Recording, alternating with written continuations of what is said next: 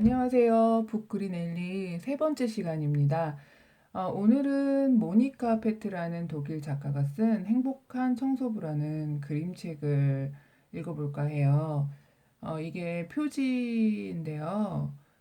아주 해맑게 또 행복하게 웃고 있는 사람이 있는데요. 이 사람이 행복한 청소부예요. 그럼 어떤 내용인지 한번 책으로 들어가 보도록 하겠습니다. 음, 이 책의 주인공은 거리 표지판을 닦는 청소부 아저씨예요. 아저씨는 아침 7시면 일을 하러 집을 나섰어요. 한 30분 후면 표지판 청소국에 도착하는데 아저씨는 이곳에서 파란색 작업복으로 갈아입고 여러 가지 비품을 들고 이제 자신이 청소를 해야 될 거리로 자전거를 타고 즐겁게 나서고 있어요. 음, 아저씨는 몇 년 전부터 똑같은 거리에 표지판을 닫고 있어요. 바로 작가와 음악가들의 거리예요. 바흐 거리, 베토벤 거리, 하이든 거리, 모차르트 거리, 바그너 거리, 핸델 거리, 쇼팽 광장, 괴테 거리, 실러 거리, 슈토른 거리, 토마스만 광장 등 이런 작가와 음악가들의 이름을 딴 거리를 청소하는데 또 그곳에서 표지판을 특히 청소를 하고 있어요. 그런데 아저씨는 꽤 능력 있는 청소부인 것 같아요. 동료 청소부 아저씨들이 당신 정말 최고야 라는 인정을 할 정도로 아저씨는 청소부로서도 그 능력도 뛰어난 것 같아요. 그치. 하지만 동료들도 굉장히 인격이 훌륭하시죠. 자신들과 같은 일을 하는 사람이지만 당신의 능력을 인정하고 또 높게 평가해 준다는 것은 굉장히 인격이 훌륭하신 분들이구나 이런 생각을 하게 합니다. 자, 넘겨볼까요? 아저씨는 행복했어요. 자기 직업을 사랑하고 또 자기가 맡은 거리와 표지판들을 사랑했거든요. 만약 어떤 사람이 아저씨에게 인생에서 바꾸고 싶은 것이 있느냐고 물었다면 없다라고 대답했을 정도라고 해요. 그런데 어느 날 엄마와 아이가 이 거리를 지나가고 있었는데 아저씨가 이렇게 글루크 거리라는 표지판을 닦을 때였어요. 아이가 엄마에게 엄마, 저 아저씨가 글자 하나를 지운 것 같아. 왜 이렇게 얘기를 했냐면요. 이 아이가 그 독일어로 글리크라고 하면은 행복이라는 뜻이 담겨 있대요. 근데 글루크라는 단어는 몰랐던 것 같아요. 이 아이가. 그랬더니 엄마가 이렇게 얘기를 하죠. 아니야. 글루크는 작곡가의 이름이야. 틀린 게 아니야. 라고 얘기를 해줘요. 이 얘기를 듣고 있던 우리 청소부 아저씨가 굉장히 좀 당황을 해요. 왜 그랬을까요?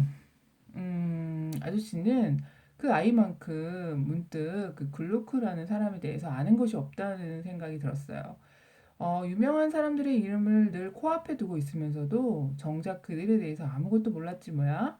이렇게 아저씨는 생각했어요. 그건 안 되지. 이대로는 안 돼. 또 아저씨는 생각했어요. 아저씨는 이제 작곡가와 작가들에 대해서 공부를 하기로 마음을 먹었어요.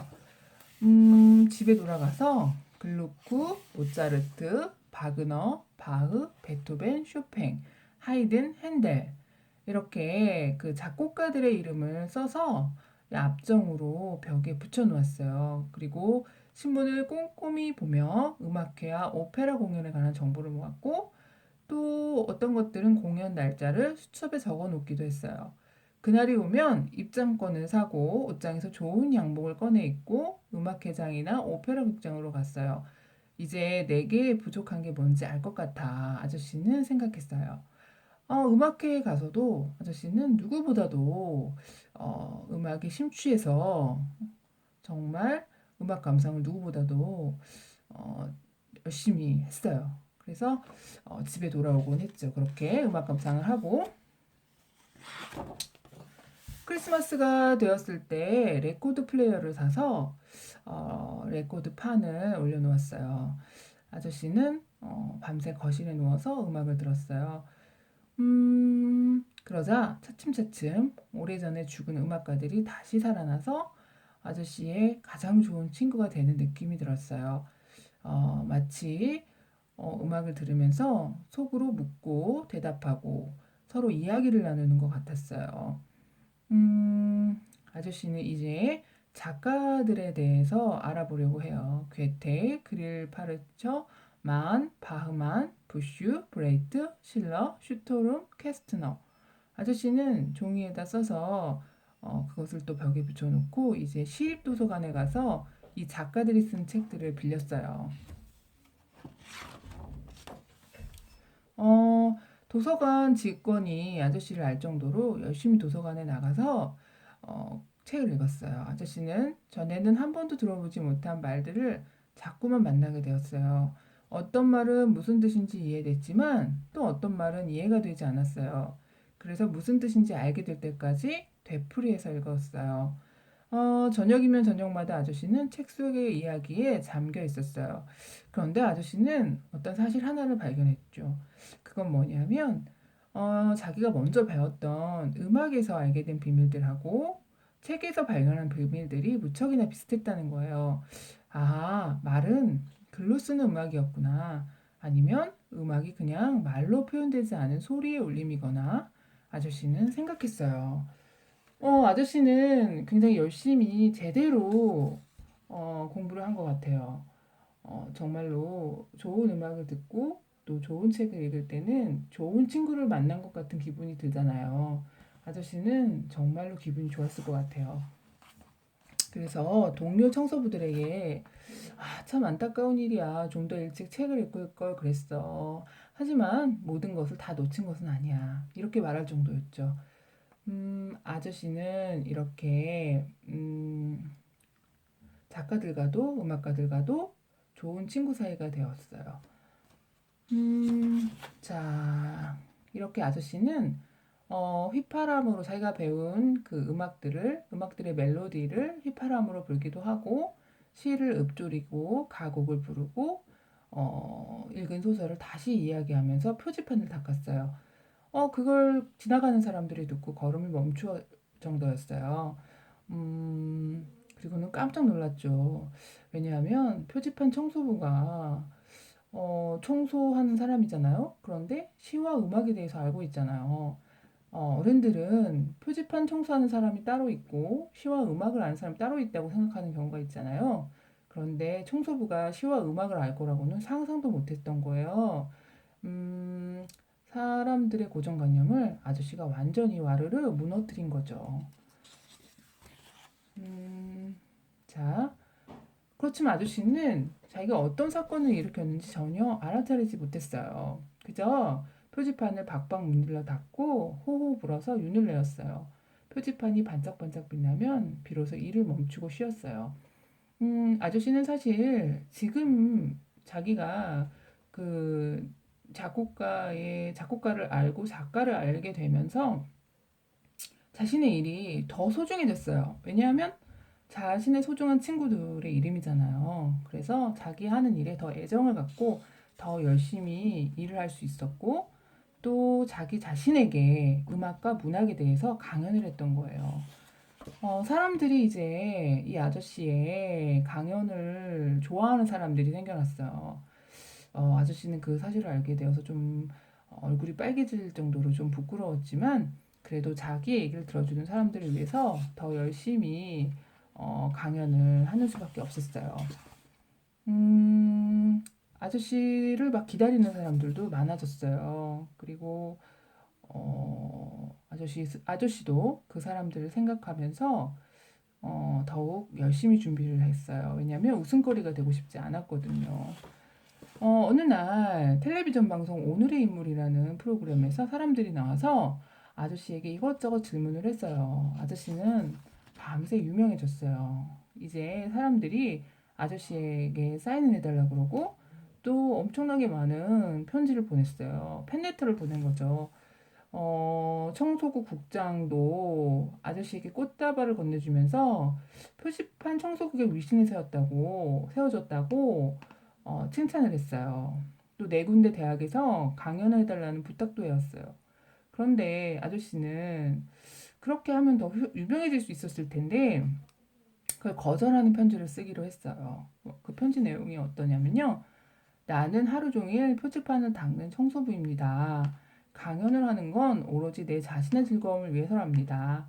나는 교수가 되고 싶지 않습니다. 지금 내가 하는 일을 계속하고 싶습니다. 안녕히 계세요. 그리고 아저씨는 지금까지 그랬듯이 표지판 청소부로 머물렀다고 해요. 자, 여기까지 이 책의 내용인데요. 음, 뭐 아저씨가 교수가 됐다고 해도 그리 나쁘진 않지만 그냥 청소부 아저씨로서 자신의 일을 너무 사랑하잖아요. 그리고 자신의 일을 사랑하고 자기가 좋아하는 일을 할 수 있기 때문에 그냥 이대로 살아가고 싶다는 생각을 갖고 있죠. 그렇게 이렇게 자기 생각을 갖고서 결단을 내리죠. 교수를 하지 않기로.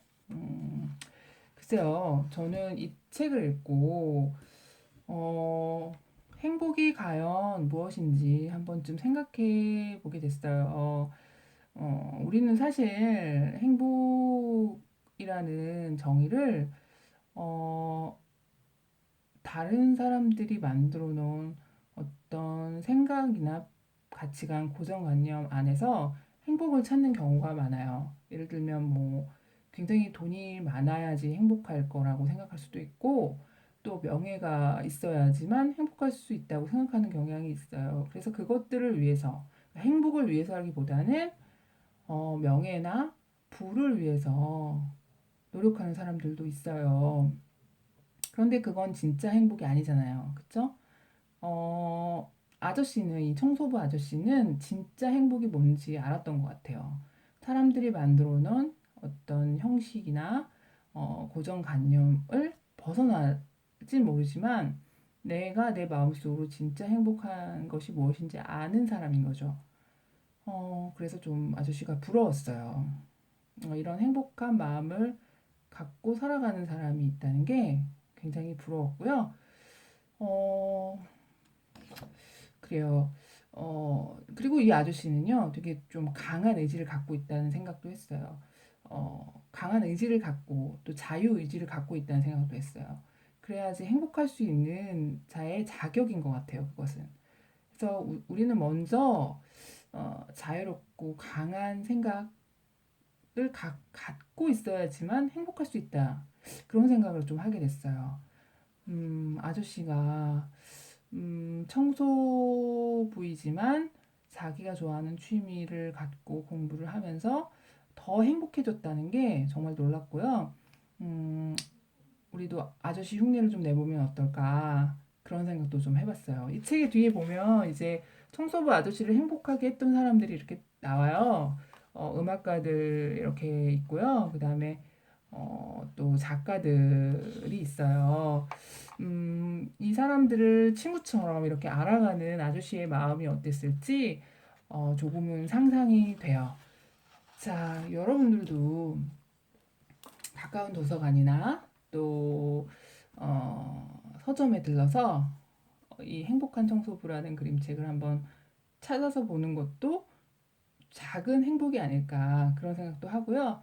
또 음악이나 책에 대해서 조금 더 관심을 가지고 찾아보는 것도 작은 행복이 아닐까 그런 생각도 해봅니다.